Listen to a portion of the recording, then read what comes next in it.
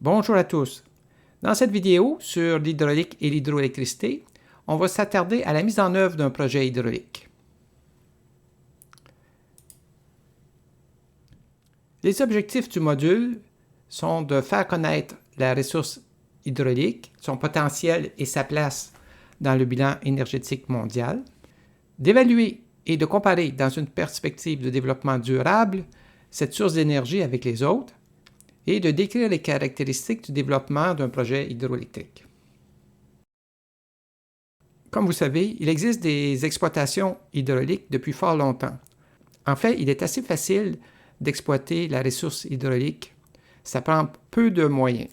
Par exemple, ici, on a les moulins de Barbégal, qui sont un bel exemple d'une exploitation industrielle de l'hydraulique et qui date de presque 2000 ans. Évidemment, depuis l'Antiquité, en particulier avec l'avènement de la révolution industrielle, on a apporté tout un lot d'améliorations et d'innovations qui ont fait que les performances se sont grandement améliorées.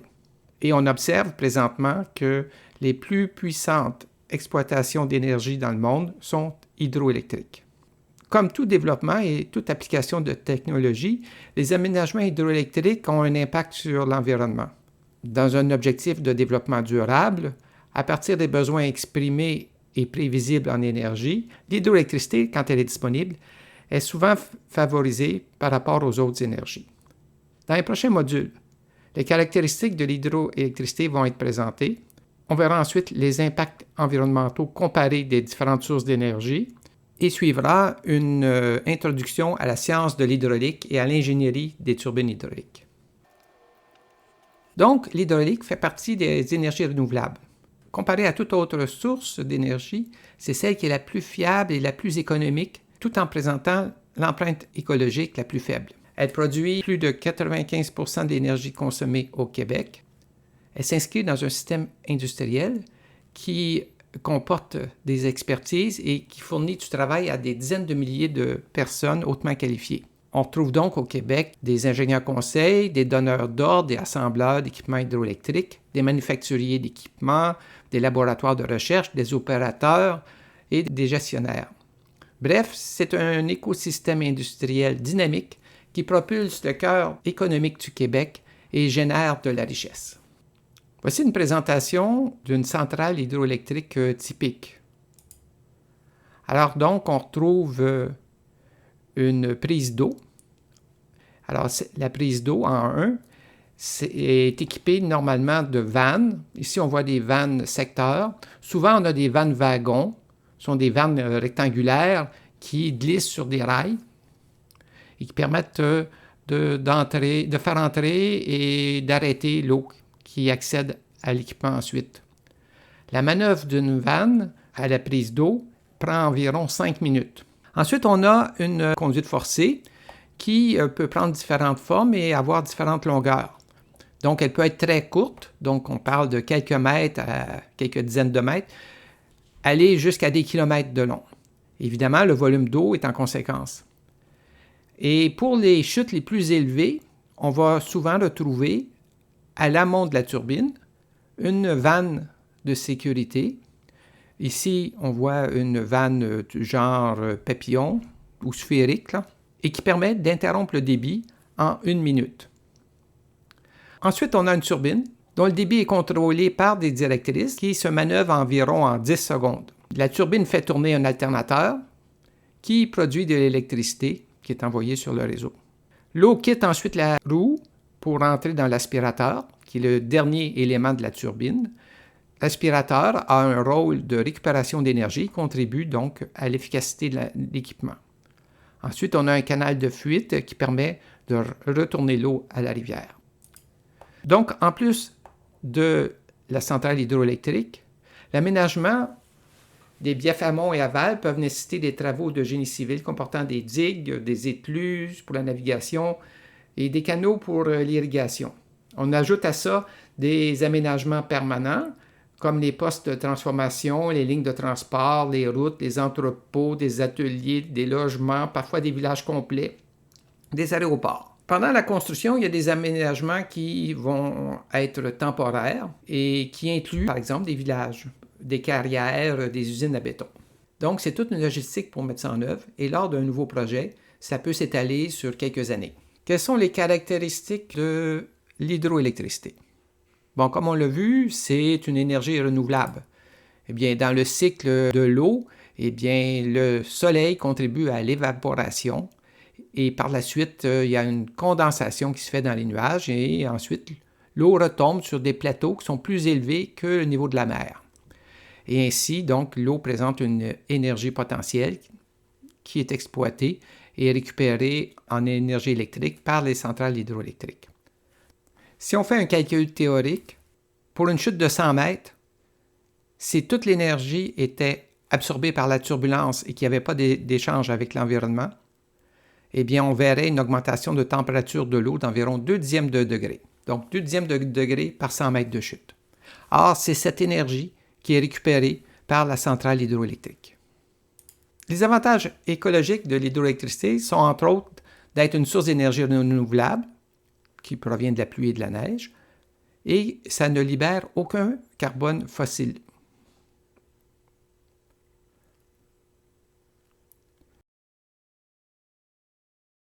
L'aménagement de la Grande Rivière est un bel exemple d'une exploitation hydraulique efficace.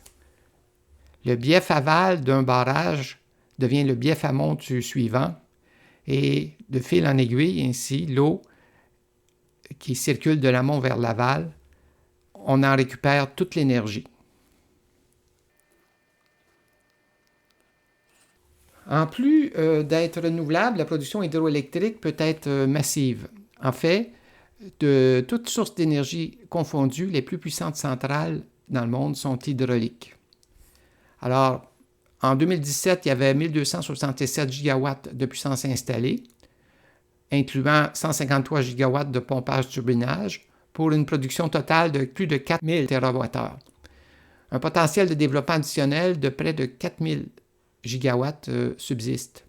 Présentement, l'hydroélectricité représente 16% de l'électricité mondiale, 60% de l'électricité au Canada et 95% de l'électricité au Québec. Sur cette liste des principales centrales hydroélectriques dans le monde, on les a classées par production d'énergie annuelle. Or, on remarque que pour certaines puissances installées, on obtient les mêmes énergies produites annuellement. Donc, la puissance installée et l'énergie produite annuellement sont deux chiffres très différents. Ceci nous amène à introduire le concept de facteur d'utilisation. Le facteur d'utilisation, c'est un chiffre qui compare la production d'énergie effective par rapport à la capacité installée. Donc, c'est l'énergie produite annuellement divisée par la capacité multipliée par le nombre d'heures par année. Donc, c'est un concept annuel.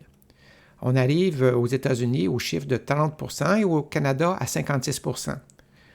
Si on exploite une centrale pour faire de l'énergie de base, le facteur d'utilisation va être très élevé. Par contre, si on fait de la crête pour satisfaire la demande instantanée, pour faire de la puissance ou pour compenser les aléas de production intermittente, solaire et éolien, on aura un facteur d'utilisation plus faible.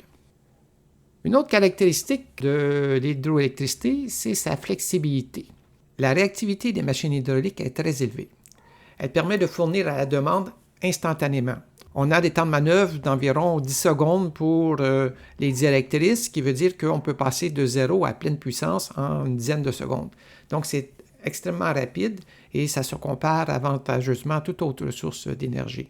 On dégage les avantages suivants. Donc, une production sur demande avec adaptation rapide à la demande grâce à une très grande plage de capacité de production, une capacité de démarrage isolée sans aide du réseau et on compense sur le réseau les autres sources intermittentes.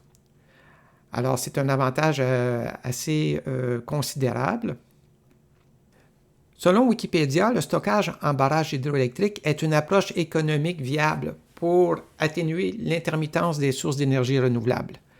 Cette approche, le pompage-turbinage, est exploitée actuellement en Europe du Nord, où le Danemark utilise les barrages scandinaves afin de gérer la variabilité des ressources éoliennes. Il faut noter qu'ici au Québec, les grands réservoirs permettent d'éviter le pompage-turbinage. Donc, la consommation domestique absorbe l'énergie qui ne peut être stockée, comme celle des centrales au fil de l'eau ou celles provenant de l'extérieur du Québec, alors que les réservoirs, avec leur capacité de stockage d'énergie énorme, peuvent, avec les équipements, moduler la production très facilement à la demande. Par exemple, lorsqu'on accepte de l'énergie provenant de l'extérieur du Québec, les centrales avec réservoirs diminuent leur production et gardent ainsi l'énergie en réserve. Par sa flexibilité due aux grands réservoirs et aux installations de pompage-turbinage, l'hydroélectricité facilite la gestion du réseau en permettant d'accepter des modes de production constants comme la thermique et le nucléaire et les modes de production intermittents comme l'éolien et le solaire. On illustre sur ce diagramme le rôle central de l'hydroélectricité dans la gestion d'un réseau. D'une part, l'énergie thermique est peu modulable et ne permet pas de s'adapter à la demande du réseau. Et d'autre part, les énergies renouvelables fluctuantes fluctuent constamment, indépendamment de la demande du réseau. Alors, l'énergie hydraulique permet de s'ajuster instantanément à la demande du réseau et cela permet d'accepter les autres énergies à contribuer à la production sur le réseau. Sur ce diagramme basé sur des données collectées aux États-Unis, on observe que l'hydroélectricité est la plus réactive des sources d'énergie. Dans cette section, on va présenter l'hydroélectricité dans le portefeuille énergétique mondial. Selon REN 21 en 2018, 26% de l'énergie était renouvelable. De ce 26%, il y a 16% qui est constitué par l'hydroélectricité, 5% par le vent et 2% par le solaire. Dans ce diagramme, on présente la capacité ajoutée en 2017. On observe que sont la Chine, le Brésil et l'Inde où il y a eu le plus de développement. Dans ce diagramme, on présente l'accroissement de capacité pour toutes les sources d'énergie pour les années 1970 à 2014.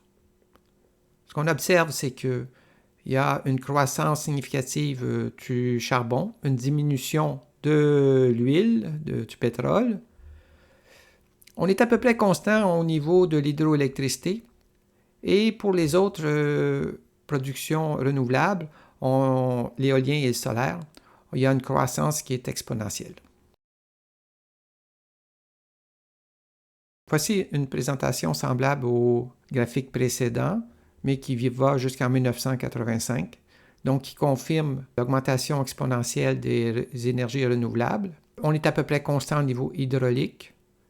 Il y a une décroissance du pétrole et on voit que, dans les dernières années, on est à peu près constant au niveau du charbon.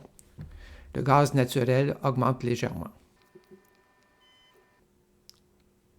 Un petit bilan comparatif des énergies utilisées pour produire de l'électricité. Donc, au Québec, on était à 99,9% renouvelables. En Chine, on est à 24%. En Allemagne, on est à 33%. Et aux États-Unis, on est à 15%. Et voici donc le graphique au Canada du potentiel hydroélectrique comparé à la capacité installée. Donc, on a en bleu la capacité installée et en vert ce qui pourrait théoriquement être développé. Donc, au Québec, on serait présentement à peu près à la moitié du potentiel total. Un dernier graphique sur les coûts comparés des différentes sources d'énergie. Alors, il faut faire attention aux échelles. Ici, on a aligné les échelles, alors qu'ici, elles ne sont pas cohérentes, là. Alors donc, on retrouve l'hydroélectricité à des coûts qui tournent autour de entre 5 cents et 10 cents kWh. Si on compare au solaire, le solaire serait plutôt entre 7 et 15 cents kWh, mais c'est une donnée qui tend à diminuer dans le temps. Et pour ce qui est de l'éolien, on a des coûts qui sont aussi assez intéressants et qui sont assez comparables à l'hydroélectricité. Maintenant, si on s'intéresse au contexte d'affaires en hydroélectricité, on a divisé l'analyse en deux parties, d'abord dans le monde et ensuite pour l'Amérique du Nord. Alors, dans le monde, donc, en fait, c'est de façon générale, les coûts de mise en œuvre de l'hydroélectricité sont élevés. Donc, un aménagement hydroélectrique nécessite des travaux de génie civil importants pour tirer profit d'un site déjà avantageux qui est souvent éloigné des grands centres de consommation. On déplace des montagnes, on creuse des tunnels, on aménage des routes, on construit des structures en béton. Bref, c'est cher, ça coûte cher. Les délais de mise en œuvre, évidemment, sont longs. Ces travaux se calculent en années pendant lesquelles il n'y a pas de production ni de retour sur l'investissement qui est colossal. Généralement, l'hydroélectricité, c'est la propriété de l'État ou c'est une filiale de l'État. Donc, la nature des entreprises privées est en général incompatible avec des retours sur investissement à très long terme. Le projet hydroélectrique est plus un projet de société ou national. Lorsqu'on fait un développement d'un projet hydroélectrique, la conception est vérifiée sur modèle réduit. Donc, la physique des écoulements et la nature unique des conceptions font que pour valider la conception de la turbine et ainsi diminuer les risques financiers, on fabrique et teste un modèle à une échelle réduite de la turbine industrielle pour en mesurer les performances.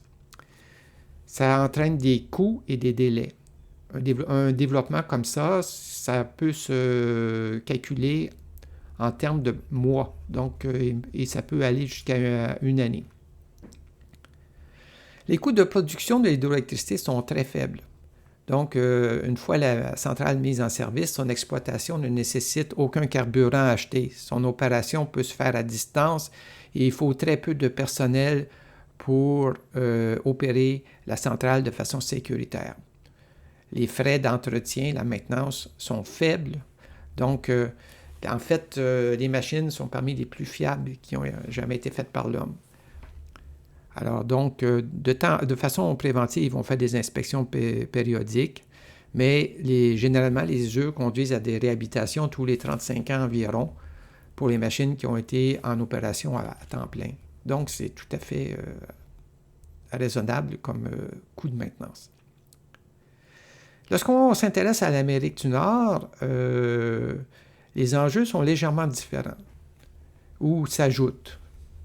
Les opérateurs sont compétents et exigeants. Ils ont dépassé le stade d'achat et de mise en service des équipements. Ils cumulent une expérience d'exploitation et ils font face à des nouveaux requis environnementaux. Donc, ils orientent les critères de conception dans leurs spécifications techniques. Comme ils sont dans une économie mature, le pays est compétitif et donc on favorise la compétence et l'optimisation. De plus, dans cette économie mature, le marché s'oriente vers la réhabilitation des installations existantes. Donc, une grosse partie du marché, c'est de la réhabilitation. Il y a de moins en moins de développement nouveau. Les opérateurs sont innovateurs dans les requis. Donc, on a de nouveaux requis de performance et de nouveaux problèmes à résoudre. Donc, on parle de turbines ichthyophiles, c'est-à-dire fish-friendly, de l'amélioration de la qualité de l'eau, on veut diminuer les coûts de maintenance, bref, toutes sortes de nouveaux requis de plus en plus exigeants. En termes de performance et fiabilité, les coûts de main-d'œuvre sont très élevés. Et donc, on ne veut plus arrêter la machine pour faire des entretiens. Donc, on veut diminuer les entretiens. Donc, on veut avoir le plus de fiabilité. Et puis, en plus, la valeur d'énergie et de la puissance conduit à une course au rendement où chaque dixième de pourcent de rendement vaut une fortune. Et comme je l'ai déjà mentionné, il y a des requis environnementaux qui sont nouveaux, comme pour les turbines fish-friendly qui augmentent le taux de survie des poissons, ou des turbines aérantes qui introduisent de l'oxygène dans l'eau de la rivière pour favoriser la vie aquatique. Un des aspects importants de tout projet hydroélectrique, c'est que chaque projet est unique.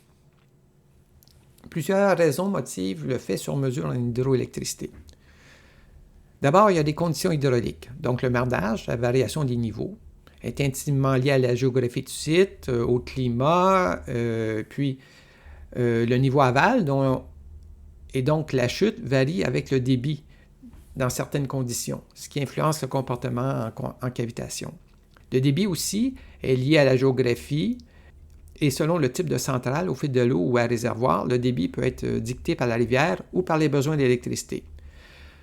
Selon le nombre de machines en opération et leur dimension, le débit par machine variera. Le choix de l'enfoncement de la turbine par rapport au niveau aval dépend aussi des conditions du site et des coûts de construction. Pour une centrale souterraine, l'enfoncement a moins d'effet sur les coûts, alors que pour une centrale au fil de l'eau ou en surface, l'enfoncement augmentera les coûts du génie civil. La qualité de l'eau peut aussi influencer les conceptions de la turbine. Une eau chargée en sable va nécessiter des attentions particulières. Puis une eau désoxygénée nécessitera une aération. Les conditions d'exploitation influencent aussi la conception de la machine. Une opération stable donnera une priorité à l'énergie et au niveau de rendement. Une opération pour fournir la pointe imposera des chargements statiques et dynamiques importants, causant la fatigue de l'équipement. Un autre aspect qui fait que chaque projet est unique, c'est la culture des intervenants sur le projet.